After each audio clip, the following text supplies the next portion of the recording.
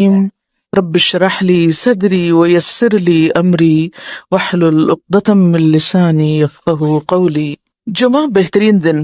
رسول اللہ صلی اللہ علیہ وسلم نے فرمایا، خیر یوم طلعت علیہ الشمس یوم الجمعۃ فیہ خلق آدم وفیہ ادخل الجنہ وفیہ اخرج منہا ولا تقوم الساعۃ الا فی یوم الجمعہ۔ بہترین دن جس پر سورج طلوع ہو کر چمکے جمعہ کا دن ہے۔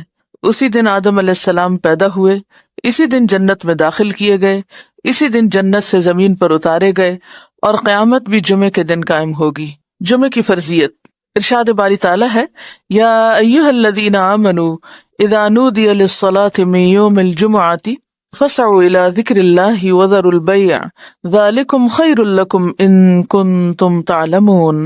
اے اہل ایمان، جب جمعہ کے دن نماز کے لیے آذان دی جائے تو اللہ کے ذکر اور نماز کی طرف دوڑو، اس وقت کاروبار چھوڑ دو، اگر تم سمجھو تو یہ تمہارے حق میں بہت بہتر ہے، یعنی اسی میں تمہارا فائدہ ہے۔ لیکن سمجھنے کی بات ہے نا، کچھ لوگ اس وقتی تجارت میں فائدہ سمجھتے ہیں جو حقیقت میں خسارہ ہے، یعنی اس وقت تجارت کرنا یا اس وقت دنیا کے کام کرتے رہنا اور اللہ کی پکار پر لبیک نہ کہنا۔ حضرت ابو الجعد دمری رضی اللہ عنہ سے روایت ہے کہ رسول اللہ صلی اللہ علیہ وسلم نے فرمایا، جو شخص سستی کی وجہ سے 3 جمعے چھوڑ دے تو اللہ تعالیٰ اس کے دل پر مہر لگا دیتا ہے۔ آپ صلی اللہ علیہ وسلم نے فرمایا، لوگ جمعہ چھوڑنے سے باز آ جائیں ورنہ اللہ تعالیٰ ان کے دلوں پر مہر لگا دے گا، پھر وہ بعد توبہ نہیں کرتا اور پھر دوبارہ وہی کام کرتا ہے اور پھر سے 12 وہی کام کرتا ہے، تو پھر وہ اللہ کی رحمت سے دور ہونے لگتا ہے اور ایسا بے حس ہوتا ہے کہ نیکی کا شوق بھی اور گناہوں پر کسی قسم کی فکر اور پریشانی سب ختم ہو کر رہ جاتا ہے۔ حضرت ابن مسعود سے روایت ہے کہ رسول اللہ صلی اللہ علیہ وسلم نے ان لوگوں کے گھروں کو جو جمعہ سے پیچھے رہ جاتے ہیں جلا دینے کا قصد کیا، یعنی یہ ارادہ کیا کہ ان کے گھر ہی جلا دیے جائیں۔ جمعہ کا چھوڑنا بہت بڑا گناہ ہے، اس پر شدید وعید ہے، لہٰذا ہر مسلمان پر جمعہ پڑھنا فرض ہے، اس میں ہرگز سستی نہیں کرنی چاہیے۔ جب خطیب ممبر پر چڑھے اور اذان ہو جائے تو سارے کاروبار حرام ہو جاتے ہیں۔ جمعہ کے متفرق مسائل۔ نمبر 1، رسول اللہ صلی اللہ علیہ وسلم نے فرمایا، جس کا اللہ اور آخرت کے دن پر ایمان ہے اس پر جمعہ فرض ہے۔ مریض، مسافر، عورت، نابالغ لڑکا اور غلام جمعہ کی فرضیت سے مستثنی ہے، یعنی ان پر جمعہ فرض نہیں، اگر چاہیں تو پڑھ لیں، نہیں تو ظہر کی نماز بھی کافی۔ نمبر 2، نبی صلی اللہ علیہ وسلم نے فرمایا، جو شخص جمعہ کے روز خوب اچھی طرح نہائے اور پا پیادہ یعنی پیدل مسجد میں جائے، امام کے نزدیک ہو کر دل جمی سے خطبہ سنے، یعنی ادھر ادھر غفلت کے ساتھ نہیں بلکہ پوری توجہ کے ساتھ اگلی صفوں میں بیٹھ کر، اور کوئی لغو بات نہ کرے، تو اس کو ہر قدم پر 1 برس کے روزوں کا اور اس کی راتوں کے قیام کا ثواب ہوگا، یعنی اتنا فضیلت والا عمل ہے اگر کوئی شخص پوری توجہ اور محبت اور شوق کے ساتھ کرے۔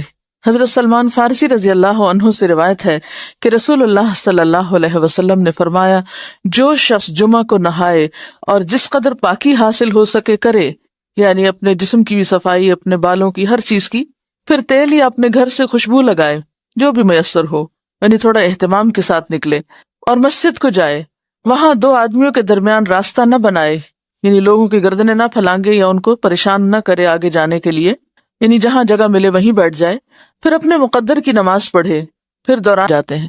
اب یہاں پر گناہوں کی بخشش کس چیز کے ساتھ منسلک ہے کہ انسان اپنی ذات سے کسی کو تکلیف نہ دے، یعنی صرف اتنا نہیں کہ آپ خود شوق سے چلے ہیں نیکی کرنے، عبادت کرنے، اور اپنے شوق میں دوسروں کے لیے باعث اذیت ہیں، ایسا نہیں ہونا چاہیے۔ رسول اللہ صلی اللہ علیہ وسلم نے فرمایا، جو شخص غسل کر کے جمعہ کے لیے آتا ہے اور خطبہ شروع ہونے تک جس قدر ہو سکے نوافل ادا کرتا ہے، پھر خطبہ جمعہ شروع سے لے کر آخر تک خاموشی کے ساتھ سنتا ہے، تو اس کے گزشتہ جمعہ سے لے کر اس جمعہ تک اور مزید 3 دن کے گناہ معاف کر دیے جاتے ہیں۔ حضرت عبداللہ بن عباس رضی اللہ عنہ فرماتے ہیں، مسجد نبوی کے بعد جو سب سے پہلا جمعہ پڑھا گیا وہ بحرین کے گاؤں جوافہ میں عبد القیس کی مسجد میں تھا۔ اس سے کیا پتہ چلتا ہے کہ جمعہ صرف بڑے شہر میں نہیں بلکہ گاؤں وغیرہ میں بھی پڑھا جا سکتا ہے، یا جہاں بھی لوگوں کی آبادی ہو، اکٹھے رہتے ہوں، وہاں پر جمعہ پڑھنا چاہیے، یہ جمعے کا اہتمام کیا جانا چاہیے۔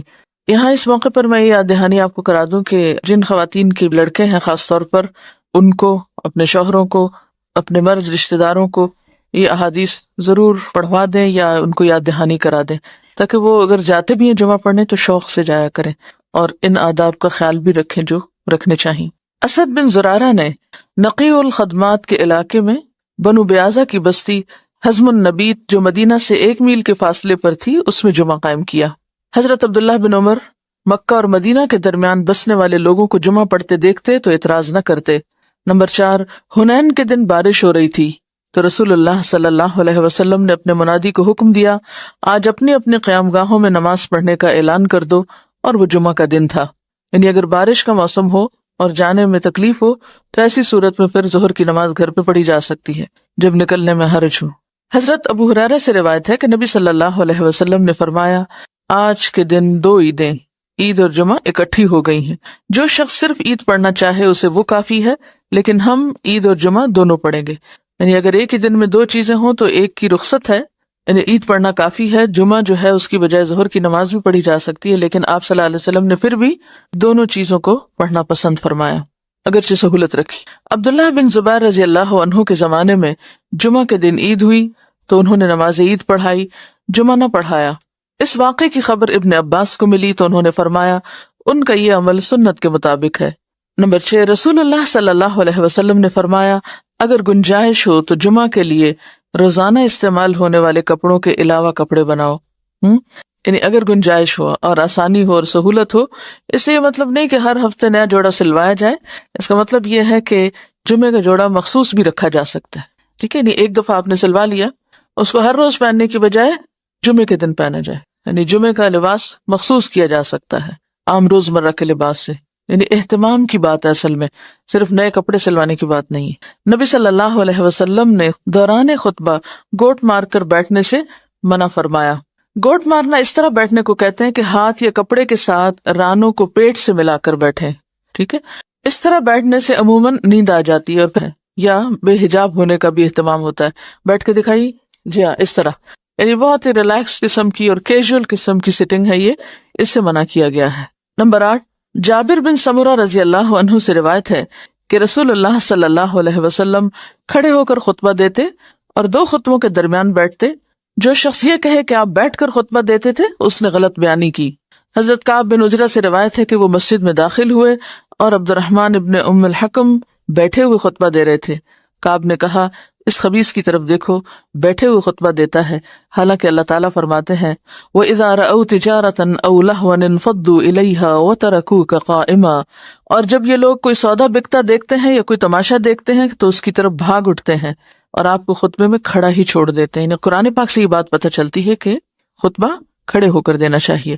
اب یہاں پر آپ سوچ رہے ہوں کہ بہت سخت لفظ استعمال کیا اور شاید ان کے پیچھے یا چھپ کے یا غیبت کے طور پہ کیا، تو اصل بات یہ ہے کہ صحابہ کرام کے اندر آپ نے ایک چیز دیکھی ہوگی کہ وہ سنت کے خلاف کوئی چیز برداشت نہیں کرتے تھے، کیونکہ وہ اللہ کے رسول صلی اللہ علیہ وسلم کو اپنی ذات، اپنی اولاد، اپنے والدین، اپنی ہر چیز سے زیادہ محبوب رکھتے تھے اور آپ کی باتوں کو بھی اسی طرح اہمیت دیتے تھے، لہٰذا کہیں وہ کوئی چیز آپ کی سنت کے خلاف ہوتے دیکھتے تو وہ ان کے لیے بہت ہی سخت ہوتی اور اسی لیے سخت الفاظ بھی استعمال کر جاتے۔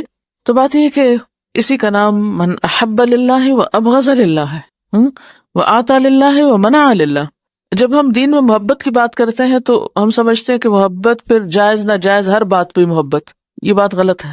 ٹھیک ہے، درست چیز کو اپریشیٹ کیا جائے اور جو غلط بات ہے اس کو غلط بتایا جائے، اور غلطی جتنی زیادہ بڑی ہو اس کے لیے اتنا ہی فرم ہونا چاہیے، اس کے لیے پھر ڈھیلا ڈھالا رویہ نہیں اختیار کرنا چاہیے، جبکہ بات پوری طرح دوسروں کو بتائی بھی جا چکی ہو۔ لیکن ایک بات یاد رکھیے کہ صحابہ کرام کا جو باہم تعلق یا واسطہ تھا، ان کی جو تربیت جس ڈھنگ پر ہوئی تھی، وہاں ذات اور انا اور میں اور شخصیت پرستی جیسی چیزیں نہیں تھی، وہاں محبت بھی اللہ کے لیے تھی اور بغض بھی اللہ کے لیے تھا، اور اس کے ساتھ ساتھ وہ کسی چیز کو اپنی ذاتی وقار کا مسئلہ نہیں بناتے تھے، اس کو پرسنلی نہیں لیتے تھے۔ ہم کوئی چیز نہ بھی ہو تو اس کو پرسنل بنا لیتے ہیں، یعنی کوئی شخص کسی سے کچھ کہہ رہا ہو تو ہم اس کو اپنے خلاف لے لیتے ہیں، اور اپنی ذات کے بارے میں ہمیشہ بہت ہی سمپیتھیٹک اور بہت سینسٹیو اور بہت کانشیس اور بہت مہربان رہتے ہیں۔ اٹھتے بیٹھتے چلتے پھرتے تکلیفوں کا ذکر بھی کرتے رہتے ہیں. کبھی ہمیں یہ بھی سوچنا چاہیے کہ جب ہم بہت زیادہ تکلیفوں کا ذکر کرتے ہیں تو کہیں ہم اللہ تعالیٰ کا شکوہ تو نہیں کر رہے ہوتے. تھوڑی دیر کے لیے سوچیں، یہ مسئلہ وہ مسئلہ، یہ پریشانی وہ پریشانی، یہ بیماری وہ بیماری، یہ تکلیف وہ تکلیف. یعنی تھوڑی دیر کے لیے اس بات پر اگر غور کریں کہ اگر ہر وقت ہماری زبان سے شکوے شکایات ہی نکلتے رہیں تو ہمیں کیا معلوم نہیں کہ ہر نقصان، ہر تکلیف، ہر بیماری اللہ کے اذن سے ہی آتی، اور ہر چیز اسی کے ہاتھ میں. وہ جب چاہے اللہم لا مانع لما آتیت ولا معطی لما منعت ولا ينفع ذا الجد منک الجد. یعنی اگرچہ تکلیف یا بیماری یا دکھ کے اظہار کرنے میں کوئی گناہ کی بات نہیں ہے، لیکن اللہ سے محبت کے ادب کے خلاف ہے. جس سے آپ محبت کرتے ہیں آپ اس کی شکایتیں راہ چلتے تھوڑی کرتے رہتے ہیں. کوئی کرتے ہیں؟ ہاں، سمجھ رہے ہیں میں کیا کہہ رہی ہوں؟ اس شخص سے آپ نے کیا سبق سیکھا جس کا صدقہ کسی ایسے شخص کو چلا گیا کہ جو مستحق نہیں تھا، اور وہ دل میں تکلیف میں بھی تھا، پریشان بھی تھا، تو کیا کہا؟ اللہم لک الحمد. ہم یہ اخلاق اور ادب نہیں سیکھ سکتے؟ ہاں سیکھ سکتے ہیں. مثلاً ایک ڈاکٹر کے پاس جا کے بتانا کہ میں بیمار ہوں، اس میں کوئی برائی نہیں، لیکن ہر انسان کو بتانا میں بیمار ہوں، یہ اللہ کی محبت کے ادب کے خلاف ہے.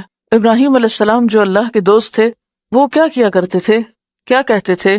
فَإِنَّهُمْ عَدُوٌّ لِّي إِلَّا رَبَّ الْعَالَمِينَ الَّذِي خَلَقَنِي فَهُوَ يَهْدِينِ وَالَّذِي يُطْعِمُنِي وَيَسْقِينِ وَإِذَا مَرِضْتُ فَهُوَ يَشْفِينِ وَالَّذِي يُمِيتُنِي ثُمَّ يُحْيِينِ وَالَّذِي أَطْمَعُ أَن يَغْفِرَ لِي خَطِيئَتِي يَوْمَ الدِّينِ رَبِّ هَبْ لِي حُكْمًا وَأَلْحِقْنِي بِالصَّالِحِينَ وَاجْعَل لِّي لِسَانَ صِدْقٍ فِي الْآخِرِينَ وَاجْعَلْنِي مِن وَرَثَةِ جَنَّةِ النَّعِيمِ. کیا سرگوشی ہے نا اپنے رب سے، کیسے نعمتوں کا اقرار ہے، کیسے محبت اور شکر کا اظہار ہے. اب سوچتے ہو کہ پڑھاتے پڑھاتے پتہ نہیں کہاں چلی جاتی ہیں اور کسی اور ہی irrelevant بات کے اوپر شامت لے آتی ہیں روز. دیکھیے، ایک ہے عام سطح پہ جینا اور ایک ہے مقربین کی سطح پہ جینا. تو ہم معلوم نہیں کہاں ہیں، لیکن مقربین کے رستے پہ چلنا تو چاہیے نا، کہ نہیں؟ اتنی دعائیں مانگ کے کہتے رب ہب لی حکمن. یہ ہے عجز، یہ ہے عجزی. ساری مناجات کر کے کہتے اللہ مجھے حکمت دے، قوت فیصلہ دے، سمجھ دے، فہم دے، والحقنی بالصالحین. یہ ہوتی ہے اللہ سے محبت کی علامت ہے. شکوہ محبت کی موت ہوتا ہے، شکوہ محبت کی موت ہوتا ہے. جس سے محبت ہوتی ہے اس سے شکوے نہیں کیے جاتے، یا اس کے شکوے یا اس کی شکایتیں دوسروں کے سامنے نہیں کی جاتی. جب کھینچ کے آہے سر کہتا ہے کوئی بندہ، جس حال میں بھی رکھے صد شکر ہے اللہ کا، میں سوچنے لگتا ہوں یہ شکر کیا اس نے یا تانا دیا اس نے رزاق دو عالم کو. میں سوچتی ہوں کبھی کبھی کہ ہم نہ سمجھی میں پتہ نہیں کیا کیا کرتے ہیں، اور پھر ہم مطمئن اتنے رہتے ہیں کہ ہم سب ٹھیک کر رہے ہیں. یہ جو دھوکہ ہے نا نفس کو، اور یہ جو خوش فہمی اور غلط فہمی ہے ہمیں اپنے بارے میں، اس کے لیے دعا کیا کریں کہ یا اللہ مجھے میرے عیب دکھا. کیونکہ یہ جو دھوکہ ہے خود کا سخت نقصان دہ ہے، اور دنیا میں ہمیں کوئی نہیں پتا چل رہا کہ ہم نیکی کے پردے میں کیا کیا گڑبڑ کر رہے ہیں. قیامت کے دن جب اعمال نامے سامنے آئیں گے نا نمبر لگ کے، تو ہوش اڑ جائیں گے کہ یہ میں کس غلط فہمی میں رہا. رسول اللہ صلی اللہ علیہ وسلم نے جمعہ کا خطبہ دیا. آپ کے سر پر سیاہ رنگ کی پگڑی تھی، اس کے دونوں سرے آپ نے کندھوں کے درمیان چھوڑے ہوئے تھے، اس کے دونوں سرے آپ نے کندھوں کے درمیان چھوڑے ہوئے تھے. رسول اللہ صلی اللہ علیہ وسلم نے جمعہ کے دن مسجد میں نماز جمعہ سے پہلے حلقہ بنانے سے منع فرمایا ہے. یعنی نہیں کہ صبح سے ہی آ کے وہاں حلقہ بنا کے بیٹھ جاؤ، کچھ پڑھنے لگ جاؤ. اب سوال یہ پیدا ہوتا ہے کہ جمعہ سے پہلے اس سے منع کیوں کیا گیا؟ دعا مانگ کے جواب دے اللہ سے کہ اللہ صحیح حکمت دے اور صحیح بات کی توفیق دے. دیکھیے کہ ہر چیز کا اپنا ایک مقام ہوتا ہے نا. آپ کو جمعہ کے لیے جانا ہے، جمعہ کی نیت سے جائیں گے نا مسجد میں، اور اگر حلقہ بنانے یا بیٹھنے کے لیے جانا ہے تو وہ اس نیت سے پہلے ہی جا کے بیٹھیں گے نا. تو وہ جو اصل کام ہے وہ کس میں دب جائے گا، اس پہ ایک شیڈو آ جائے گا نا کسی اور عمل کا. مثلاً یہ ایسا ہی ہے جیسے آپ کو کوئی کھانے سے پہلے میٹھا کھلا دے. کئی ملکوں میں کھانے سے پہلے میٹھا کھاتے ہیں. مجھے اب یاد نہیں کہاں، میں کہیں کسی جگہ پر گئی تو انہوں نے پہلے میٹھا سرو کیا. میں نے کہا یہ رکھ دیں ابھی بعد میں. کہتے نہیں ہمارے یہاں پہلے میٹھا کھایا جاتا ہے. اچھا، لیکن ہمارے یہاں جیسے عادات ہیں اس میں کیا ہے کہ میٹھا آخر میں کھایا جاتا ہے. ٹھیک ہے، اب اگر کھانے سے پہلے میٹھا کھا لیں تو اس سے کیا امپیکٹ ہوتا ہے کھانے پر؟ کھانے سے پہلے کیا کھاتے ہیں؟ ایپیٹائزر. تو میٹھا ایپیٹائزر نہیں ہے، وہ کیا کرتا ہے؟ فلنگ کر دیتا ہے، بھوک ختم کر دیتا ہے. تو اگر آپ جناب جمعہ سے پہلے ہی ہلکے بنا کے بیٹھ گئے کچھ کرنے کرانے، تو کیا ہوگا؟ جب تک جمعے کا وقت آئے گا پیٹ بھر چکا ہوگا، کیونکہ ہر عبادت کے اندر ایک شوق، اس عبادت کی روح یا جو اس کی اہمیت ہے یا جو اس کے اندر شوق اور ذوق ہے وہ ماند پڑ جائے گا، پہلے سے ہی تھک جائیں گے آپ۔ عید کی نماز سے پہلے کوئی نوافل نہیں ہے۔ بنیادی بات یہی ہے کہ اس سے جو جمعے کی اہمیت یا جمعے کی جو خصوصیت ہے اس پر ایک طرح سے اثر بھی پڑتا ہے۔ چلیے آگے چلتے ہیں۔ لہٰذا جو علماء خطبہ جمعہ سے پہلے تقریر کرتے ہیں انہیں اس عمل کو ترک کر دینا چاہیے۔ حضرت انس رضی اللہ عنہ کہتے ہیں کہ رسول اللہ صلی اللہ علیہ وسلم شدت کی سردی میں جمعہ کی نماز سویرے پڑھتے تھے اور شدت کی گرمی میں دیر سے پڑھتے تھے۔ حضرت جابر کہتے ہیں کہ جب رسول اللہ صلی اللہ علیہ وسلم خطبہ ارشاد فرماتے تو آپ کی آنکھیں سرخ ہو جاتی، آواز بلند ہوتی اور جوش میں آ جاتے تھے، گویا کہ آپ ہمیں کسی ایسے لشکر سے ڈرا رہے ہیں جو صبح یا شام ہم پر حملہ کرنے والا ہے، اور فرماتے کہ میں اور قیامت ساتھ ساتھ اس طرح بھیجے گئے ہیں۔ آپ اپنی شہادت کی اور درمیانی انگلی کو ملا دیتے، یعنی میرے بعد اب اور کوئی پیغمبر نہیں آئے گا، میرے بعد اب قیامت ہی آئے گی۔ تو اس سے کیا بات پتہ چلتی ہے؟ اس سے یہ بات پتہ چلتی ہے کہ تعلیم اور خطبے میں فرق ہوتا ہے۔ تعلیم میں آپ کا انداز کیا تھا؟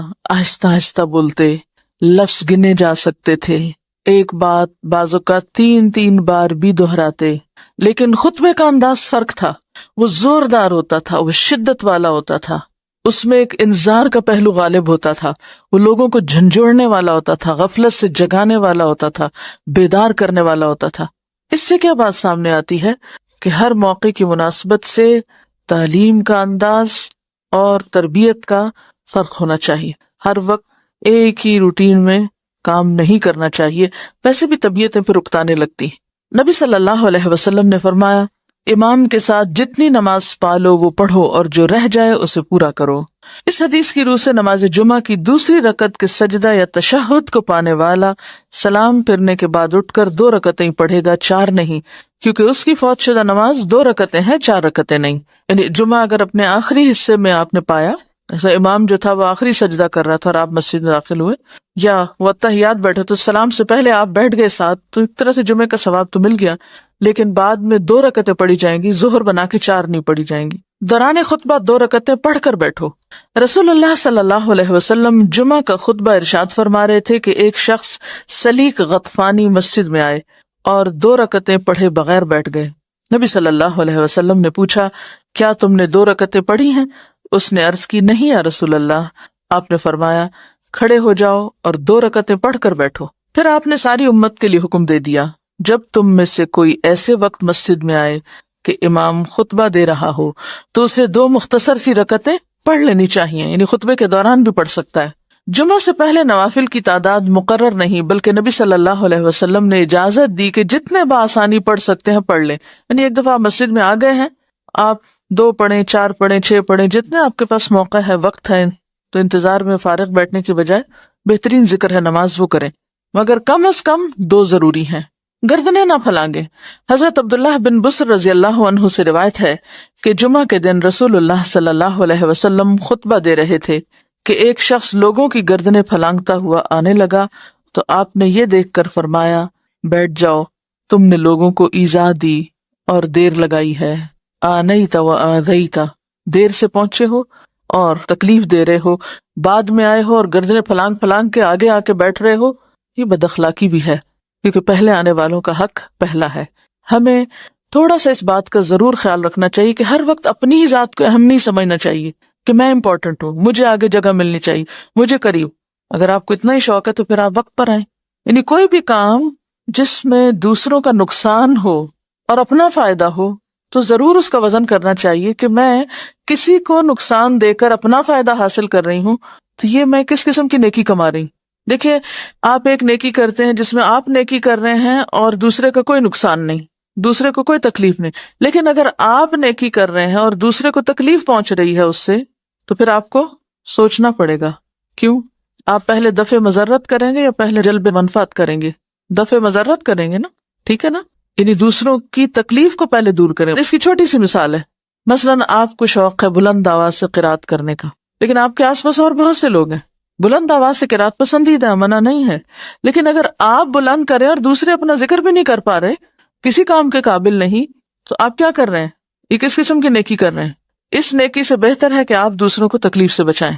اسی طرح کوئی شخص سو رہا ہے اور آپ تہجد پڑھنے کے لیے دروازہ کھول رہے ہیں، بند کر رہے ہیں، اذیت دے رہے ہیں دوسرے کو، تو کوئی بھی نیکی نہیں اگر اس نیکی کے پیچھے دوسروں کو اذیت دینا اور دوسروں کو تکلیف دینا اور دوسروں کو تنگ کرنا اور زج کرنا اور دوسروں پہ بوجھ ڈالنا شامل ہو جائے۔ آپ نیکی ایسی کریں کہ جو دوسروں کے لیے تکلیف کا سبب نہ بنے۔ تو جمعہ کی نماز کے لیے آنے والوں کو جہاں جگہ ملے وہاں بیٹھ جانا چاہیے، دوسروں کو تکلیف نہیں دینی چاہیے۔ اب پہلے آنے والوں کا ثواب، حضرت ابو ہریرہ کہتے ہیں کہ رسول اللہ صلی اللہ علیہ وسلم نے فرمایا، فرشتے جمعہ کے دن مسجد کے دروازے پر ثواب لکھنے کے لیے کھڑے ہوتے ہیں اور سب سے پہلے آنے والے کا نام لکھ لیتے ہیں، پھر اس کے بعد آنے والے کا، اسی طرح لکھتے جاتے ہیں۔ جو شخص نماز جمعہ کے لیے اول وقت مسجد میں جاتا ہے اس کو اتنا ثواب ملتا ہے جتنا مکہ میں قربانی کے لیے اونٹ بھیجنے والے کو ثواب ملتا ہے۔ پھر جو بعد میں آتا ہے اس کو اتنا ثواب ملتا ہے جتنا مکہ میں قربانی کے لیے گائے بھیجنے والے کو، اس کے بعد آنے والے کو دمبا بھیجنے والے کے برابر، اس کے بعد آنے والے کو مرغی اور اس کے بعد آنے والے کو انڈا صدقہ کرنے والے کی مانند اجر ملتا ہے۔ پھر جب امام خطبہ دینے کے لیے نکلتا ہے تو فرشتے دفتر لپیٹ دیتے ہیں اور خطبہ سننے لگتے ہیں۔ رجسٹریشن کمپلیٹ، کون کون داخل ہو گیا اس ثواب میں، بس اب دروازہ بند۔ تو نیکی کے کاموں میں تاخیر کرنا اور ہمیشہ ڈیلے کرنا اور پیچھے رہنا، اس کے بارے میں حدیث آپ نے پڑھی ہوگی کہ کچھ لوگ پیچھے رہتے جاتے ہیں حتیٰ کہ اللہ ان کو پیچھے ڈال دیتا ہے۔ تو اس چیز کو ضرور مد نظر رکھیں کہ نیکی کے کام میں آگے بڑھنے والے ہی السابقون السابقون ہوتے ہیں، اللہ یہ کہ کوئی عذر ہو، کوئی تکلیف ہو، وہ اور بات ہے، لیکن عادت نہیں بنا لینی چاہیے سستی اور کسل مندی اور تاخیر کی۔ اچھا کوئی بات نہیں، پھر صحیح۔ رسول اللہ صلی اللہ علیہ وسلم نے فرمایا، جمعہ کے دن ایک گھڑی ایسی ہے کہ جو مسلمان اس گھڑی میں اللہ سے بھلائی کا سوال کرے تو اللہ تعالیٰ اس کو قبول کرتا ہے۔ نبی صلی اللہ علیہ وسلم نے فرمایا، جمعہ کی قبولیت کی گھڑی امام کے ممبر پر بیٹھنے سے لے کر نماز کے خاتمے تک ہے، یعنی اس سارے وقت میں کوئی بھی وقت انتہائی قبولیت کا۔ اچھا اب نشاندہی بھی کر دی گئی اور بتا بھی دی گئی کہ ایک گھڑی، اس سے کیا فائدہ ہوگا کہ لوگ اس وقت کو پوری طرح اللہ کی طرف متوجہ ہو کے گزاریں گے کہ معلوم نہیں کون سی گھڑی، اور میں اس گھڑی میں ادھر ادھر دیکھتا ہوا غافل رہ کے وقت ضائع کر بیٹھوں، یہ چانس گنوا بیٹھوں۔ اگر کوئی آپ کو یہ کہے کہ اگلے 10 منٹ میں آپ کے اوپر چھت سے ایک سونے کا انڈا نیچے گرنے والا ہے، تو آپ کیا کریں گے؟ اس 10 منٹ میں تو سانس بھی نہ لیں، شاید آنکھ بھی نہ جھپکیں کہ کہیں ایسا نہ ہو کہ میں آنکھ بند کر جاؤں اور وہ انڈا مس ہو جائے مجھ سے۔ ہاں، غافل نہیں ہوگے۔ تو آپ دیکھیے کہ کسی ایک دعا کا قبول ہو جانا سونے کے انڈے سے کہیں زیادہ قیمتی ہے۔ لیکن عموماً جب خیر و بھلائی اور برکت کی تقسیم ہوتی ہے تو ہم اسی قسم کی غفلت کا ثبوت دیتے ہیں اور توجہ نہیں کرتے، اور کبھی سونے لگتے ہیں اور کبھی ادھر ادھر توجہ کرنے لگتے ہیں۔ تو جمعے کا وقت خطبے سے لے کر نماز تک، دعا تک، بہت ہی بہترین گھڑیوں میں سے جب بندہ اپنے رب کے قریب ہوتا ہے، لہٰذا آنا بھی جلدی چاہیے کہ سابقون ہوں، اور سابقون کون ہوتے ہیں؟ المقربون ہوتے ہیں، اور مقربون وہی ہو سکتے ہیں کہ جو ایسے مواقع کو بخوبی استعمال کرنا جانتے ہوں اور ان مواقع میں غافل نہ ہوں۔ بعض اوقات ایک لمحے کی غفلت انسان کو سالوں پیچھے لے جاتی ہے۔ خطبہ جمعہ کے مسائل، رسول اللہ صلی اللہ علیہ وسلم 2 خطبے ارشاد فرماتے، ان کے درمیان بیٹھتے، خطبہ میں قرآن مجید پڑھتے اور لوگوں کو نصیحت کرتے۔ آپ کی نماز بھی اوسط درجے کی اور خطبہ بھی اوسط درجے کا ہوتا، بہت طویل خطبہ نہیں ہوتا تھا۔ آپ نے فرمایا کہ آدمی کی لمبی نماز اور مختصر خطبہ دانائی کی علامت ہے، یعنی عقل مندی کی بات ہے، پس نماز عام نمازوں کی نسبت طویل کرو اور خطبہ عام خطبوں کی نسبت مختصر کرو۔ نبی صلی اللہ علیہ وسلم خطبہ جمعہ میں سورۃ قاف کی تلاوت فرماتے تھے۔ حضرت ابو ہریرہ رضی اللہ عنہ روایت کرتے ہیں کہ رسول اللہ صلی اللہ علیہ وسلم نے فرمایا، جمعہ کے خطبہ میں جب تو اپنے پاس بیٹھنے والے کو یہ کہے کہ چپ رہو تو بلا شبہ تم نے بھی لغو کام کیا، یعنی اتنا بولنے کی بھی اجازت نہیں کہ انسان کسی سے کہے بی کوائٹ یا چپ لفظ بولنا جو ہے یہ بھی لغو میں شمار ہوتا ہے، کیونکہ پیچھے آیا نا کہ جس نے لغو بات نہ کی، تو ہم سمجھتے ہیں لغو بات سے مراد کوئی شاید قصے کہانیاں ہیں یا کوئی لطیفے سنانا ہے یا فضول باتیں ہیں، نہیں، بالکل جینون بات کرنا کہ ایک شخص شور کر رہا ہے یا بول رہا ہے تو اس کو چپ کرانا یا امر بالمعروف یا نہی عن المنکر جو ہے وہ بھی اس وقت منع ہے۔ یہ ساری چیزیں کس چیز کی علامت ہے؟ یہ سارے جو ادب آداب جمعے کے دن سکھائے جا رہے ہیں، نہا دھو کے جاؤ، اس جمعے سے پہلے مت بیٹھو طویل وہاں، اور پھر خطبہ مختصر ہو، اور پھر اس مخصوص سود کیا ہے؟ یعنی انتہائی توجہ اور یکسوئی کے ساتھ اس روحانیت کو حاصل کرنا جو اس دن میں دی جانی مطلوب ہے، وہ تعلیم حاصل کرنا، وہ سیکھنا اور وہ فائدہ اٹھانا جو جمعے کے دن کو مقرر کر کے اللہ نے بندوں کے لیے رکھا ہے۔ یعنی ساری چیزیں ایک ہی چیز کے اوپر لے جا رہی ہیں، اور وہ ہے یکسوئی کی پریکٹس، یکسو، مکمل کنسنٹریشن، مکمل توجہ، انابت اللہ۔ حضرت ابن عمر کہتے ہیں کہ رسول اللہ صلی اللہ علیہ وسلم نے اس سے منع فرمایا کہ آدمی اپنے بھائی کو اٹھا کر اس کی جگہ پہ بیٹھے۔ نافع سے پوچھا گیا کیا صرف جمعہ میں منع ہے؟ فرمانے لگے جمعہ میں اور اس کے علاوہ بھی۔ یعنی آپ یہ نہیں کر سکتے کہ کہیں پر جائیں اور کوئی شخص بیٹھا تو آپ اس سے کہیں تم اٹھو یہاں سے، مجھے یہ جگہ اچھی لگتی ہے، مجھے بیٹھنا ہے۔ یہ معیوب بات ہے، ناپسندیدہ ہے۔ پھر خود پسندی کی بات بھی ہے کہ آپ اپنے آپ کو اتنا امپورٹنٹ سمجھتے ہیں، اپنی اتنی اہمیت جانتے ہیں کہ آپ دوسروں کو اذیت دے کے خود اپنی جگہ بنانا چاہتے ہیں۔ اصل بات یہ کہ جب تک ہم اپنی خود پسندی سے اور اپنی انا سے اور اپنی ذات کی اہمیت کے شوق سے اور ذاتی بڑائی کے شوق سے باہر نہیں نکلیں گے، بہت سی نیکیوں سے محروم رہ جائیں گے، بلکہ نیکیوں کے شوق میں بھی گناہیں کرتے رہیں گے۔ حضرت عمارہ بن ربیبہ سے روایت ہے کہ انہوں نے بشیر بن مروان کو جمعہ کے دن منبر پر دونوں ہاتھ اٹھاتے ہوئے دیکھا تو فرمایا اللہ تعالیٰ ان دونوں ہاتھوں کو ہلاک کرے۔ عمارہ بن ربیبہ کون ہیں؟ صحابی ہیں۔ انہوں نے بشیر بن مروان کو جمعہ کے دن منبر پر دونوں ہاتھ اٹھائے ہوئے دیکھا تو فرمایا اللہ تعالیٰ ان دونوں ہاتھوں کو ہلاک کرے۔ نبی صلی اللہ علیہ وسلم خطبہ میں صرف ایک ہاتھ کی شہادت والی انگلی سے اشارہ کرتے تھے اور بس۔ یعنی اس نے خطبہ دیتے ہوئے کیا کیا؟ جیسے عام سپیکرز کہتے ہیں نا، دونوں ہاتھ اٹھا اٹھا کے اور جیسے مکے لہرا لہرا کے اور بازو اٹھا اٹھا کے خطبہ دینا انتہائی ناپسندیدہ چیز ہے۔ تب آپ دیکھیں کہ صحابی کی تنقید کتنی سخت ہے، ایک طرح سے بددعا دے رہے ہیں کہ اللہ ان دونوں ہاتھوں کو ہلاک کرے، کیونکہ نبی صلی اللہ علیہ وسلم خطبے میں صرف دائیں ہاتھ کی شہادت کی انگلی اٹھاتے تھے، لیکن جو خبردار بھی کرنا ہوتا تھا اور بس۔ نبی صلی اللہ علیہ وسلم نے کھڑے ہو کر خطبہ دیا اور آپ کے ہاتھ میں عصا یا کمان تھی۔ نبی اکرم صلی اللہ علیہ وسلم 2 خطبے دیتے اور ان کے درمیان بیٹھتے کیوں تھے؟ شارٹ بریک ایک طرح سے، تاکہ پھر سے توجہ ہو جائے۔ ظہر احتیاطی کی بدعت۔ بعض لوگ نماز جمعہ کے علاوہ ظہر احتیاطی پڑھتے ہیں اور اس کا فتویٰ بھی دیتے ہیں، حالانکہ رسول اللہ صلی اللہ علیہ وسلم کی ذات پاک اور آپ کے بے شمار صحابہ کرام سے جمعہ کے بعد نماز ظہر کا پڑھنا کہیں ثابت نہیں۔ ہم حیران ہیں کہ نماز جمعہ ادا کرنے کے بعد احتیاطاً ظہر کے فرض پڑھنے والے اور پڑھنے کا حکم دینے والے اللہ تعالیٰ کو کیا جواب دیں گے؟ کیا رسول اللہ صلی اللہ علیہ وسلم جمعہ کے بعد ظہر پڑھنا اور لوگوں کو بتانا بھول گئے تھے، جو بعد میں آنے والے لوگوں نے ایجاد کر کے تکمیل دین کی ہے؟ جمعہ کے دن روزہ رکھنا۔ نبی صلی اللہ علیہ وسلم نے جمعہ کا دن روزے کے لیے اور جمعہ کی شب یعنی جمعرات اور جمعے کی درمیانی رات کو عبادت کے لیے خاص کرنے سے منع فرمایا۔ پھر آپ دیکھیے کہ جمعے کے دن روزے سے منع کر دیا گیا، کیا حکمت ہو سکتی؟ دیکھیے کہ روزہ رکھ کے ایک طرح سے کچھ کمزوری بھی تو ہو جاتی ہے نا، اور بعض اوقات ہو سکتا ہے کہ آپ کے قریبی علاقے میں جمعے کا اہتمام نہ ہو، آپ کو دور جانا ہو۔ پھر اسی طرح یہ ہے کہ صرف ایک ہی دن کو مخصوص کر لینا عبادت کے لیے اور باقی سارے دن بھول جانا، یعنی سارا کچھ ایک ہی دن اکٹھا کرنا اور بہت کچھ ایک ہی دن کر کے اور باقی دنوں میں فارغ ہو جانا، ان چیزوں کا سدباب کیا گیا۔ روزے کے لیے جمعرات کا دن زیادہ پسندیدہ ہے جمعے کی نسبت، اور پھر شب جمعہ جو ہے اس کی عبادت سے بھی روکا گیا ہے، یعنی شب بیداری مت کرو اس رات۔ کیوں؟ پھر جمعے کا حق مارا جائے گا، کیونکہ بعض اوقات ہم اصل کام تک پہنچتے پہلے خود ساختہ کام شروع کر دیتے ہیں، اور یہ شیطانی حربے بھی بعض اوقات ہوتے ہیں اصل کام سے توجہ ہٹانے کے لیے۔ اب دیکھیں یہ جو ٹائم مینجمنٹ کے اصول ہیں ان میں ایک بہت ہی بنیادی اور اہم اصول کیا ہے کہ اہم کام سب سے پہلے، اور کاموں کو پرائرٹائز کرنا، یعنی اگر آپ چاہتے ہیں کہ بر وقت کام ہو اور آپ اپنے وقت کا بھرپور استعمال کریں تو اس میں اہم چیز پہلے، اور اپنی ترجیحات کا تعین، کاموں کو پرائرٹائز کرنا یہ بہت اہم ہے۔ کیوں؟ اس لیے کہ جمعے کے دن کی سب سے اہم عبادت کیا ہے؟ نماز جمعہ، اور اس دن کا خطبہ سننا اور اس کی تیاری کرنا اور بر وقت مسجد پہنچنا۔ اگر ہم اس کام کے ساتھ کچھ اور کام ایجاد کر لیتے ہیں عبادت کے نام پر جس سے آپ نے منع فرمایا، تو ہم دراصل کیا کر رہے ہیں؟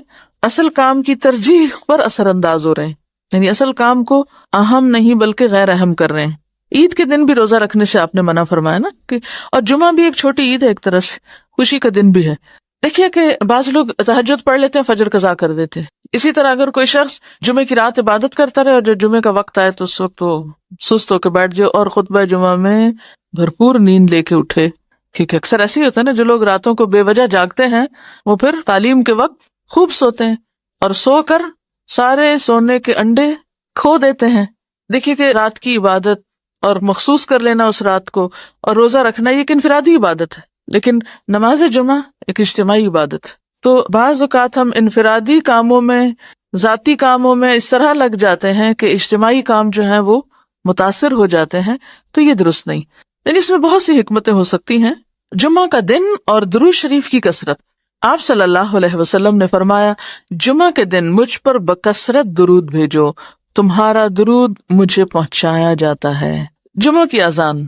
حضرت صائب بن یزید سے روایت ہے کہ رسول اللہ صلی اللہ علیہ وسلم، حضرت ابوبکر اور عمر رضی اللہ عنہم کے زمانے میں جمعہ کی اذان اس وقت ہوتی تھی جب امام خطبے کے لیے ممبر پر بیٹھ جاتا. جب حضرت عثمان خلیفہ بنے اور لوگ زیادہ ہو گئے تو زورا کی جگہ پر ایک اور اذان دی جانے لگی. امام بخاری فرماتے ہیں، زورا مدینہ کے بازار میں ایک مقام ہے. مسجد کے اندر امام کے خطبے سے پہلے صرف ایک اذان ہے. اکثر مساجد میں اس سے قبل دی جانے والی اذان کو ثبوت حضرت عثمان کے دور سے بھی نہیں، لہٰذا اس سے اجتناب کرنا چاہیے. جمعے کے دن پہلی اذان کا پس منظر یہ ہے کہ عہد نبوت میں مدینہ منورہ اس کی آبادی کا حجم نسبتاً مختصر تھا. آپ کو معلوم ہے کہ اس وقت جتنے ایریے پر مسجد نبوی ہے پورا شہر اتنے ایریے میں تھا. جی ہاں، موجودہ مسجد نبوی کو اگر آپ جائیں، کبھی اللہ لے جائیں، چاروں طرف سے چکر لگائیں، اچھا خاصا رقبہ ہے. تو اس وقت پورا مدینہ بس اتنا تھا، اور ایک اذان اس سارے ایریے کے لیے کافی تھی. لوگوں کو اذان آسانی سے سنائی دے جاتی. تو عہد عثمانی میں آبادی زیادہ ہو گئی تو تمام لوگ اذان کی آواز سن نہیں پاتے تھے، جس کا لازمی نتیجہ یہ نکلا کہ گناگو مصروفیات کا شکار کئی لوگ مسجد میں بروقت پہنچنے سے قاصر ہو گئے. اس کا انتظامی حل یہ نکالا گیا کہ پہلے مسجد سے باہر بازار کے اندر اذان دی جائے، اس سے کچھ ہی دیر بعد مسجد نبوی میں دوسری اذان ہو جاتی. اور حضرت عثمان کا یہ اقدام بدعت نہ تھا، کیونکہ حضرت عثمان خلفائے راشدین میں سے ہیں. ان کے دور میں مدینہ منورہ میں جب پہلی دفعہ اس اذان کی ضرورت محسوس کی گئی تو انہوں نے اسے شرعی حکم کے طور پر نہیں، محض انتظامی حل کے طور پہ جاری کیا تھا، جس سے صحابہ کرام کی خاموش تائید حاصل تھی. ظاہر ہے کہ جس چیز پر صحابہ کرام کا عمومی اتفاق ہو وہ بدعت نہیں ہوتی. وآخر دعوانا ان الحمد للہ رب العالمین. سبحانک اللہم وبحمدک، نشہد ان لا الہ الا انت، نستغفرک ونتوب الیک. ڈاکٹر فرحت ہاشمی صاحبہ کے مستند بیانات سننے کے لیے ہمارے چینل قرآنک پلس کو سبسکرائب کریں. یہاں قرآن و حدیث کی روشنی میں حقیقی رہنمائی اور روحانی ترقی کے خزانے ملیں گے. ابھی جڑیں اور دین کو گہرائی سے سمجھیں. نحمده ونصلي على رسوله الكريم، اما بعد فاعوذ بالله من الشيطان الرجيم. بسم الله الرحمن الرحيم. رب اشرح لي صدري ويسر لي امري واحلل عقدة من لساني يفقهوا قولي. جمعہ بہترین دن. رسول اللہ صلی اللہ علیہ وسلم نے فرمایا، خیر یوم طلعت علیہ الشمس یوم الجمعۃ فیہ خلق آدم وفیہ ادخل الجنہ وفیہ اخرج منها ولا تقوم الساعة الا فی یوم الجمعہ. بہترین دن جس پر سورج طلوع ہو کر چمکے جمعہ کا دن ہے.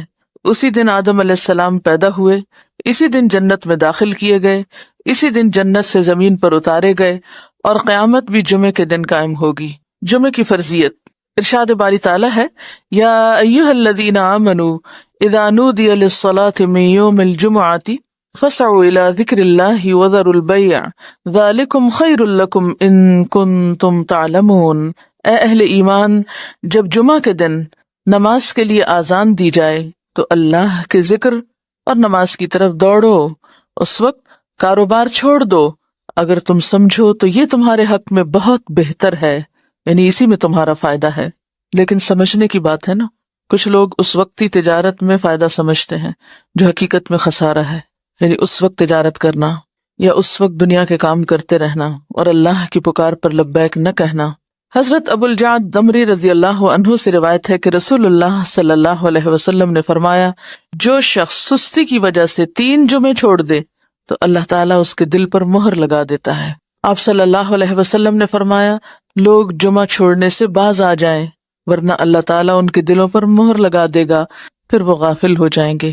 تو اس سے پتہ چلتا ہے کہ جب انسان ایک نافرمانی کرتا ہے اور اس کے بعد توبہ نہیں کرتا اور پھر دوبارہ وہی کام کرتا ہے اور پھر سے بارہ وہی کام کرتا ہے تو پھر وہ اللہ کی رحمت سے دور ہونے لگتا ہے اور ایسا بے حس ہوتا ہے کہ نیکی کا شوق بھی اور گناہوں پر کسی قسم کی فکر اور پریشانی سب ختم ہو کر رہ جاتا ہے۔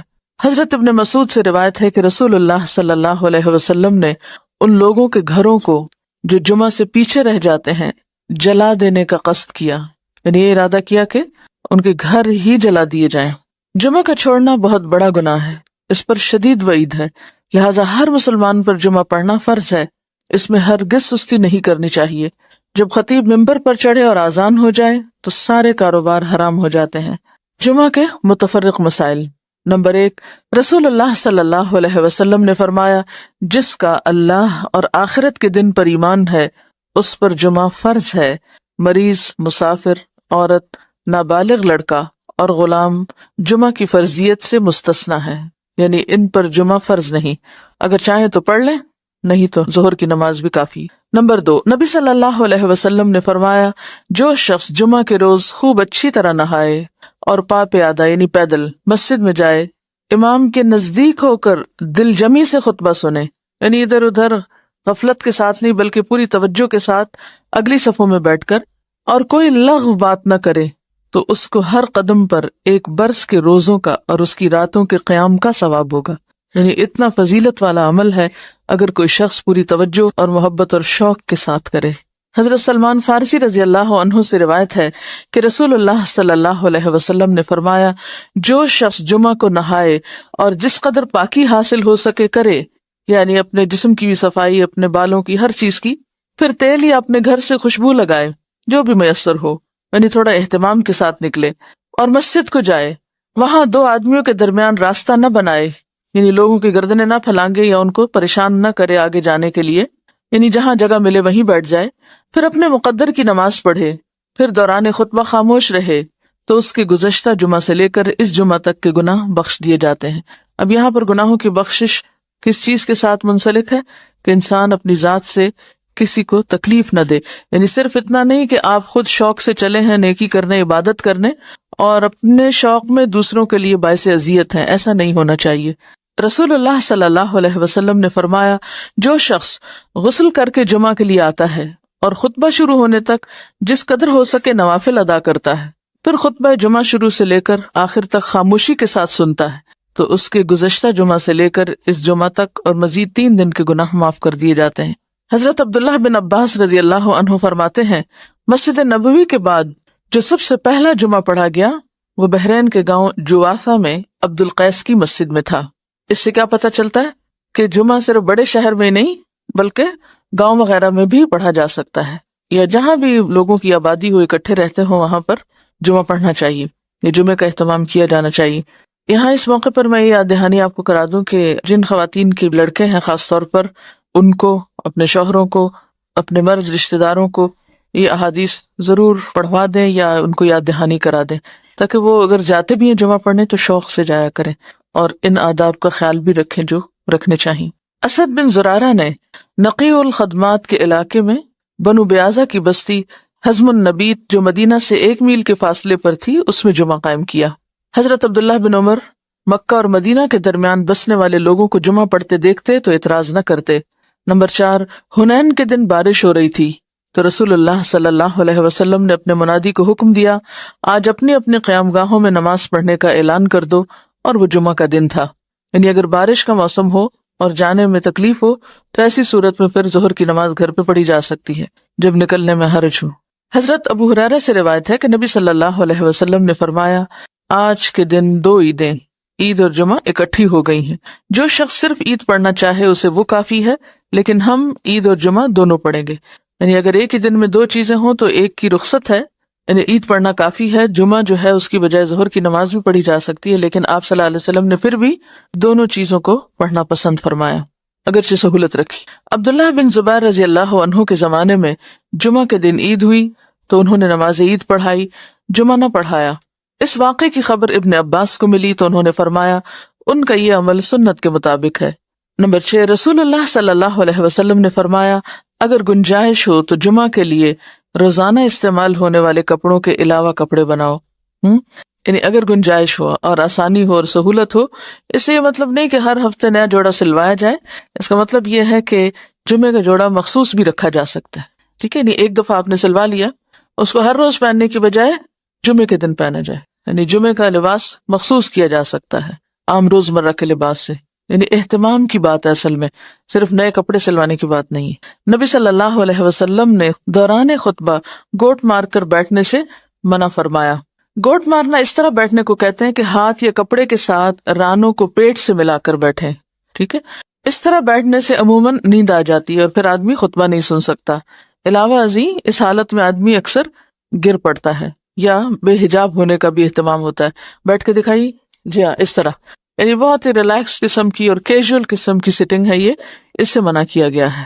نمبر 8، جابر بن سمرہ رضی اللہ عنہ سے روایت ہے کہ رسول اللہ صلی اللہ علیہ وسلم کھڑے ہو کر خطبہ دیتے اور دو خطبوں کے درمیان بیٹھتے۔ جو شخص یہ کہے کہ آپ بیٹھ کر خطبہ دیتے تھے اس نے غلط بیانی کی۔ حضرت کعب بن عجرہ سے روایت ہے کہ وہ مسجد میں داخل ہوئے اور عبد الرحمن ابن ام الحکم بیٹھے ہوئے خطبہ دے رہے تھے۔ کعب نے کہا اس خبیث کی طرف دیکھو، بیٹھے ہوئے خطبہ دیتا ہے، حالانکہ اللہ تعالیٰ فرماتے ہیں وَإِذَا رَأَوْا تِجَارَةً أَوْ لَهْوًا انفضوا إِلَيْهَا وَتَرَكُوكَ قَائِمًا، اور جب یہ لوگ کوئی سودا بکتا دیکھتے ہیں یا کوئی تماشا دیکھتے ہیں تو اس کی طرف بھاگ اٹھتے ہیں اور آپ کو خطبے میں کھڑا ہی چھوڑ دیتے ہیں۔ یعنی قرآن پاک سے یہ بات پتہ چلتی ہے کہ خطبہ کھڑے ہو کر دینا چاہیے۔ اب یہاں پر آپ سوچ رہے ہوں کہ بہت سخت لفظ استعمال کیا اور شاید ان کے پیچھے یا چھپ کے یا غیبت کے طور پہ کیا، تو اصل بات یہ ہے کہ صحابہ کرام کے اندر آپ نے ایک چیز دیکھی ہوگی کہ وہ سنت کے خلاف کوئی چیز برداشت نہیں کرتے تھے، کیونکہ وہ اللہ کے رسول صلی اللہ علیہ وسلم کو اپنی ذات، اپنی اولاد، اپنے والدین، اپنی ہر چیز سے زیادہ محبوب رکھتے تھے اور آپ کی باتوں کو بھی اسی طرح اہمیت دیتے تھے، لہٰذا کہیں وہ کوئی چیز آپ کی سنت کے خلاف ہوتے دیکھتے تو وہ ان کے لیے بہت ہی سخت ہوتی اور اسی لیے سخت الفاظ بھی استعمال کر جاتے۔ تو بات یہ کہ اسی کا نام من احب للہ و ابغض للہ ہے، و آتا للہ و منع للہ۔ جب ہم دین میں محبت کی بات کرتے ہیں تو ہم سمجھتے ہیں کہ محبت پھر جائز ناجائز ہر بات پہ محبت، یہ بات غلط ہے۔ ٹھیک ہے، درست چیز کو اپریشیٹ کیا جائے اور جو غلط بات ہے اس کو غلط بتایا جائے، اور غلطی جتنی زیادہ بڑی ہو اس کے لیے اتنا ہی فرم ہونا چاہیے، اس کے لیے پھر ڈھیلا ڈھالا رویہ نہیں اختیار کرنا چاہیے، جبکہ بات پوری طرح دوسروں کو بتائی بھی جا چکی ہو۔ لیکن ایک بات یاد رکھیے کہ صحابہ کرام کا جو باہم تعلق یا واسطہ تھا، ان کی جو تربیت جس ڈھنگ پر ہوئی تھی، وہاں ذات اور انا اور میں اور شخصیت پرستی جیسی چیزیں نہیں تھی، وہاں محبت بھی اللہ کے لیے تھی اور بغض بھی اللہ کے لیے تھا، اور اس کے ساتھ ساتھ وہ کسی چیز کو اپنی ذاتی وقار کا مسئلہ نہیں بناتے تھے، اس کو پرسنلی نہیں لیتے تھے۔ ہم کوئی چیز نہ بھی ہو تو اس کو پرسنل بنا لیتے ہیں، یعنی کوئی شخص کسی سے کچھ کہہ رہا ہو تو ہم اس کو اپنے خلاف لے لیتے ہیں، اور اپنی ذات کے بارے میں ہمیشہ بہت ہی سمپیتھیٹک اور بہت سینسٹیو اور بہت کانشیس اور بہت مہربان رہتے ہیں، اٹھتے بیٹھتے چلتے پھرتے تکلیفوں کا ذکر بھی کرتے رہتے ہیں۔ کبھی ہمیں یہ بھی سوچنا چاہیے کہ جب ہم بہت زیادہ تکلیفوں کا ذکر کرتے ہیں تو کہیں ہم اللہ تعالیٰ کا شکوہ تو نہیں کر رہے ہوتے؟ تھوڑی دیر کے لیے سوچیں، یہ مسئلہ وہ مسئلہ، یہ پریشانی وہ پریشانی، یہ بیماری وہ بیماری، یہ تکلیف وہ تکلیف، یعنی تھوڑی دیر کے لیے اس بات پر اگر غور کریں کہ ہر وقت ہماری زبان سے شکوے شکایات ہی نکلتے رہیں تو ہمیں کیا معلوم نہیں کہ ہر نقصان، ہر تکلیف، ہر بیماری اللہ کے اذن سے ہی آتی، اور ہر چیز اسی کے ہاتھ میں، وہ جب چاہے اللہم لا مانع لما آتیت ولا معطی لما منعت ولا ينفع ذا الجد منک الجد۔ یعنی اگرچہ تکلیف یا بیماری یا دکھ کے اظہار کرنے میں کوئی گناہ کی بات نہیں ہے، لیکن اللہ سے محبت کے ادب کے خلاف ہے۔ جس سے آپ محبت کرتے ہیں آپ اس کی شکایتیں راہ چلتے تھوڑی کرتے رہتے ہیں، کیا کرتے ہیں؟ ہاں، سمجھ رہے ہیں میں کیا کہہ رہی ہوں؟ اس شخص سے آپ نے کیا سبق سیکھا جس کا صدقہ کسی ایسے شخص کو چلا گیا کہ جو مستحق نہیں تھا، اور وہ دل میں تکلیف میں بھی تھا، پریشان بھی تھا، تو کیا کہا؟ اللہم لک الحمد۔ ہم یہ اخلاق اور ادب نہیں سیکھ سکتے؟ ہاں، سیکھ سکتے ہیں۔ مثلاً ایک ڈاکٹر کے پاس جا کے بتانا کہ میں بیمار ہوں، اس میں کوئی برائی نہیں، لیکن ہر انسان کو بتانا میں بیمار ہوں، یہ اللہ کی محبت کے ادب کے خلاف ہے۔ ابراہیم علیہ السلام جو اللہ کے دوست تھے، وہ کیا کیا کرتے تھے؟ کیا کہتے تھے؟ فإنهم عدو لي إلا رب العالمين الذي خلقني فهو يهديني والذي يطعمني ويسقيني وإذا مرضت فهو يشفيني والذي يميتني ثم يحييني والذي أطمع أن يغفر لي خطيئتي يوم الدين رب هب لي حكما وألحقني بالصالحين واجعل لي لسان صدق في الآخرين واجعلني من ورثة جنة النعيم۔ کیا سرگوشی ہے نا اپنے رب سے، کیسے نعمتوں کا اقرار ہے، کیسے محبت اور شکر کا اظہار ہے۔ اب سوچتے ہو کہ پڑھاتے پڑھاتے پتہ نہیں کہاں چلی جاتی ہیں اور کسی اور ہی irrelevant بات کے اوپر شامت لے آتی ہیں روز۔ دیکھیے، ایک ہے عام سطح پہ جینا اور ایک ہے مقربین کی سطح پہ جینا۔ تو ہم معلوم نہیں کہاں ہیں، لیکن مقربین کے رستے پہ چلنا تو چاہیے نا، کہ نہیں؟ اتنی دعائیں مانگ کے کہتے ہیں رب ہب لی حکمن، یہ ہے عجز، یہ ہے عجزی۔ ساری مناجات کر کے کہتے ہیں اللہ مجھے حکمت دے، قوت فیصلہ دے، سمجھ دے، فہم دے، والحقنی بالصالحین۔ یہ ہوتی ہے اللہ سے محبت کی علامت ہے۔ شکوہ محبت کی موت ہوتا ہے، شکوہ محبت کی موت ہوتا ہے۔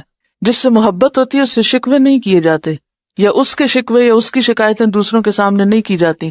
جب کھینچ کے آہے سر کہتا ہے کوئی بندہ، جس حال میں بھی رکھے صد شکر ہے اللہ کا، میں سوچنے لگتا ہوں یہ شکر کیا اس نے یا تانا دیا اس نے رزاق دو عالم کو۔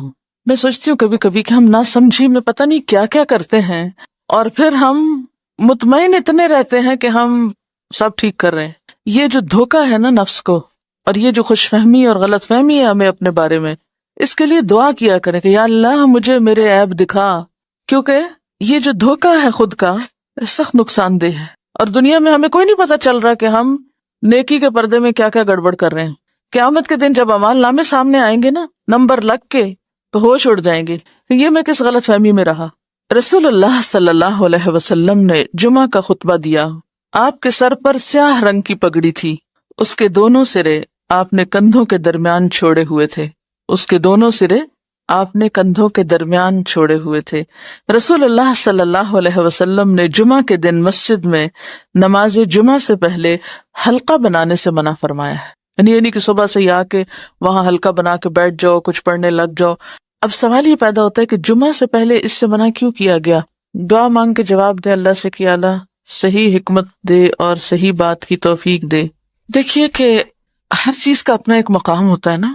آپ کو جمعہ کے لیے جانا ہے، جمعہ کی نیت سے جائیں گے نا مسجد میں، اور اگر حلقہ بنانے یا بیٹھنے کے لیے جانا ہے تو وہ اس نیت سے پہلے ہی جا کے بیٹھیں گے نا۔ تو وہ جو اصل کام ہے وہ کس میں دب جائے گا؟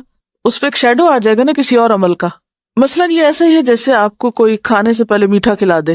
کئی ملکوں میں کھانے سے پہلے میٹھا کھاتے ہیں، مجھے اب یاد نہیں کہاں، میں کہیں کسی جگہ پر گئی تو انہوں نے پہلے میٹھا سرو کیا، میں نے کہا یہ رکھ دیں ابھی بعد میں، کہتے نہیں ہمارے یہاں پہلے میٹھا کھایا جاتا ہے۔ اچھا، لیکن ہمارے یہاں جیسے عادات ہیں اس میں کیا ہے کہ میٹھا آخر میں کھایا جاتا ہے، ٹھیک ہے۔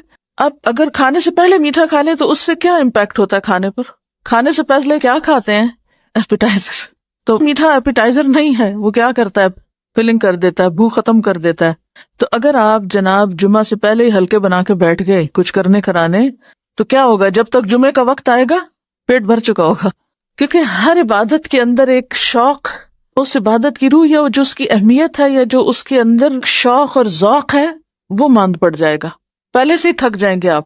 عید کی نماز سے پہلے کوئی نوافل نہیں ہے۔ بنیادی بات یہی ہے کہ اس سے جو جمعے کی اہمیت یا جمعے کی جو خصوصیت ہے اس پر ایک طرح سے اثر بھی پڑتا ہے۔ چلیے آگے چلتے ہیں۔ لہٰذا جو علماء خطبہ جمعہ سے پہلے تقریر کرتے ہیں انہیں اس عمل کو ترک کر دینا چاہیے۔ حضرت انس رضی اللہ عنہ کہتے ہیں کہ رسول اللہ صلی اللہ علیہ وسلم شدت کی سردی میں جمعہ کی نماز سویرے پڑھتے تھے اور شدت کی گرمی میں دیر سے پڑھتے تھے۔ حضرت جابر کہتے ہیں کہ جب رسول اللہ صلی اللہ علیہ وسلم خطبہ ارشاد فرماتے تو آپ کی آنکھیں سرخ ہو جاتی، آواز بلند ہوتی اور جوش میں آ جاتے تھے، گویا کہ آپ ہمیں کسی ایسے لشکر سے ڈرا رہے ہیں جو صبح یا شام ہم پر حملہ کرنے والا ہے، اور فرماتے کہ میں اور قیامت ساتھ ساتھ اس طرح بھیجے گئے ہیں۔ آپ اپنی شہادت کی اور درمیانی انگلی کو ملا دیتے، یعنی میرے بعد اب اور کوئی پیغمبر نہیں آئے گا، میرے بعد اب قیامت ہی آئے گی۔ تو اس سے کیا بات پتہ چلتی ہے؟ اس سے یہ بات پتہ چلتی ہے کہ تعلیم اور خطبے میں فرق ہوتا ہے۔ تعلیم میں آپ کا انداز کیا تھا؟ آہستہ آہستہ بولتے، لفظ گنے جا سکتے تھے، ایک بات بعض اوقات 3 بار بھی دہراتے، لیکن خطبے کا انداز فرق تھا، وہ زوردار ہوتا تھا، وہ شدت والا ہوتا تھا، اس میں ایک انذار کا پہلو غالب ہوتا تھا، وہ لوگوں کو جھنجھوڑنے والا ہوتا تھا، غفلت سے جگانے والا ہوتا تھا، بیدار کرنے والا ہوتا تھا۔ اس سے کیا بات سامنے آتی ہے کہ ہر موقع کی مناسبت سے تعلیم کا انداز اور تربیت کا فرق ہونا چاہیے، ہر وقت ایک ہی روٹین میں کام نہیں کرنا چاہیے، ویسے بھی طبیعتیں پھر اکتانے لگتی۔ نبی صلی اللہ علیہ وسلم نے فرمایا، امام کے ساتھ جتنی نماز پالو وہ پڑھو اور جو رہ جائے اسے پورا کرو۔ اس حدیث کی روح سے نماز جمعہ کی دوسری رکعت کے سجدہ یا تشہد کو پانے والا سلام پھرنے کے بعد اٹھ کر 2 رکعتیں پڑھے گا، 4 نہیں، کیونکہ اس کی فوت شدہ نماز 2 رکعتیں ہیں، 4 رکعتیں نہیں۔ یعنی جمعہ اگر اپنے آخری حصے میں آپ نے پایا، ایسا امام جو تھا وہ آخری سجدہ کر رہا تھا اور آپ مسجد میں داخل ہوئے، یا وہ اتحیات بیٹھے تو سلام سے پہلے آپ بیٹھ گئے ساتھ، تو ایک طرح سے جمعے کا ثواب تو مل گیا، لیکن بعد میں 2 رکعتیں پڑھی جائیں گی، ظہر بنا کے 4 نہیں پڑھی جائیں گی۔ دوران خطبہ 2 رکعتیں پڑھ کر بیٹھو۔ رسول اللہ صلی اللہ علیہ وسلم جمعہ کا خطبہ ارشاد فرما رہے تھے کہ ایک شخص سلیق غطفانی مسجد میں آئے اور 2 رکعتیں پڑھے بغیر بیٹھ گئے۔ نبی صلی اللہ علیہ وسلم نے پوچھا، کیا تم نے 2 رکعتیں پڑھی ہیں؟ اس نے عرض کی، نہیں یا رسول اللہ۔ آپ نے فرمایا، کھڑے ہو جاؤ اور 2 رکعتیں پڑھ کر بیٹھو۔ پھر آپ نے ساری امت کے لیے حکم دے دیا، جب تم میں سے کوئی ایسے وقت مسجد میں آئے کہ امام خطبہ دے رہا ہو تو اسے 2 مختصر سی رکعتیں پڑھ لینی چاہیے، یعنی خطبے کے دوران بھی پڑھ سکتا ہے۔ جمعہ سے پہلے نوافل کی تعداد مقرر نہیں، بلکہ نبی صلی اللہ علیہ وسلم نے اجازت دی کہ جتنے بآسانی پڑھ سکتے ہیں پڑھ لیں۔ یعنی ایک دفعہ آپ مسجد میں آ گئے ہیں، آپ 2 پڑھیں، 4 پڑھیں، 6 پڑھیں، جتنے آپ کے پاس موقع ہے، وقت ہے، تو انتظار میں فارغ بیٹھنے کی بجائے بہترین ذکر ہے نماز وہ کریں، مگر کم از کم 2 ضروری ہیں۔ گردنیں نہ پھلانگے۔ حضرت عبداللہ بن بصر رضی اللہ عنہ سے روایت ہے کہ جمعہ کے دن رسول اللہ صلی اللہ علیہ وسلم خطبہ دے رہے تھے کہ ایک شخص لوگوں کی گردنیں پھلانگتا ہوا آنے لگا، تو آپ نے یہ دیکھ کر فرمایا، بیٹھ جاؤ، تم نے لوگوں کو ایذا دی اور دیر لگائی ہے۔ آنیت و آذیت، دیر سے پہنچے ہو اور تکلیف دے رہے ہو، بعد میں آئے ہو اور گردنیں پھلانگ پھلانگ کے آگے آ کے بیٹھ رہے ہو، یہ بد اخلاقی بھی ہے، کیونکہ پہلے آنے والوں کا حق پہلا ہے۔ ہمیں تھوڑا سا اس بات کا ضرور خیال رکھنا چاہیے کہ ہر وقت اپنی ہی ذات کو اہم نہیں سمجھنا چاہیے کہ میں امپورٹنٹ ہوں، مجھے آگے جگہ ملنی چاہیے، مجھے قریب۔ اگر آپ کو اتنا ہی شوق ہے تو پھر آپ وقت پر آئیں۔ یعنی کوئی بھی کام جس میں دوسروں کا نقصان ہو اور اپنا فائدہ ہو تو ضرور اس کا وزن کرنا چاہیے کہ میں کسی کو نقصان دے کر اپنا فائدہ حاصل کر رہی ہوں تو یہ میں کس قسم کی نیکی کما رہی ہوں۔ دیکھیے، آپ ایک نیکی کرتے ہیں جس میں آپ نیکی کر رہے ہیں اور دوسرے کا کوئی نقصان نہیں، دوسرے کو کوئی تکلیف نہیں، لیکن اگر آپ نیکی کر رہے ہیں اور دوسرے کو تکلیف پہنچ رہی ہے اس سے، تو پھر آپ کو سوچنا پڑے گا، کیوں؟ آپ پہلے دفع مضرت کریں گے یا پہلے جلب منفعت کریں گے؟ دفع مضرت کریں گے نا، ٹھیک ہے نا، یعنی دوسروں کی تکلیف کو پہلے دور کریں۔ اس کی چھوٹی سی مثال ہے، مثلاً آپ کو شوق ہے بلند آواز سے قرات کرنے کا، لیکن آپ کے آس پاس اور بہت سے لوگ ہیں، بلند آواز سے قرات پسندیدہ، منع نہیں ہے، لیکن اگر آپ بلند کریں اور دوسرے اپنا ذکر بھی نہیں کر پا رہے، کسی کام کے قابل نہیں، تو آپ کیا کر رہے ہیں؟ یہ کس قسم کی نیکی کر رہے ہیں؟ اس نیکی سے بہتر ہے کہ آپ دوسروں کو تکلیف سے بچائیں۔ اسی طرح کوئی شخص سو رہا ہے اور آپ تہجد پڑھنے کے لیے دروازہ کھول رہے ہیں، بند کر رہے ہیں، اذیت دے رہے ہیں دوسرے کو، تو کوئی بھی نیکی نہیں اگر اس نیکی کے پیچھے دوسروں کو اذیت دینا اور دوسروں کو تکلیف دینا اور دوسروں کو تنگ کرنا اور زچ کرنا اور دوسروں پہ بوجھ ڈالنا شامل ہو جائے۔ آپ نیکی ایسی کریں کہ جو دوسروں کے لیے تکلیف کا سبب نہ بنے۔ تو جمعہ کی نماز کے لیے آنے والوں کو جہاں جگہ ملے وہاں بیٹھ جانا چاہیے، دوسروں کو تکلیف نہیں دینی چاہیے۔ اب پہلے آنے والوں کا ثواب، حضرت ابو ہریرہ کہتے ہیں کہ رسول اللہ صلی اللہ علیہ وسلم نے فرمایا، فرشتے جمعہ کے دن مسجد کے دروازے پر ثواب لکھنے کے لیے کھڑے ہوتے ہیں اور سب سے پہلے آنے والے کا نام لکھ لیتے ہیں، پھر اس کے بعد آنے والے کا، اسی طرح لکھتے جاتے ہیں۔ جو شخص نماز جمعہ کے لیے اول وقت مسجد میں جاتا ہے اس کو اتنا ثواب ملتا ہے جتنا مکہ میں قربانی کے لیے اونٹ بھیجنے والے کو ثواب ملتا ہے۔ پھر جو بعد میں آتا ہے اس کو اتنا ثواب ملتا ہے جتنا مکہ میں قربانی کے لیے گائے بھیجنے والے کو۔ اس کے بعد آنے والے کو دمہ بھیجنے والے کے برابر، اس کے بعد آنے والے کو مرغی اور اس کے بعد آنے والے کو انڈا صدقہ کرنے والے کی مانند اجر ملتا ہے۔ پھر جب امام خطبہ دینے کے لیے نکلتا ہے تو فرشتے دفتر لپیٹ دیتے ہیں اور خطبہ سننے لگتے ہیں۔ رجسٹریشن کمپلیٹ، کون کون داخل ہو گیا اس ثواب میں؟ بس اب دروازہ بند۔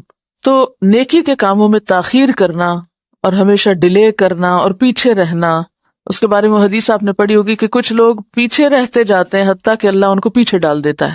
تو اس چیز کو ضرور مد نظر رکھیں کہ نیکی کے کام میں آگے بڑھنے والے ہی السابقون السابقون ہوتے ہیں، اللہ یہ کہ کوئی عذر ہو، کوئی تکلیف ہو، وہ اور بات ہے، لیکن عادت نہیں بنا لینی چاہیے سستی اور کسل مندی اور تاخیر کی۔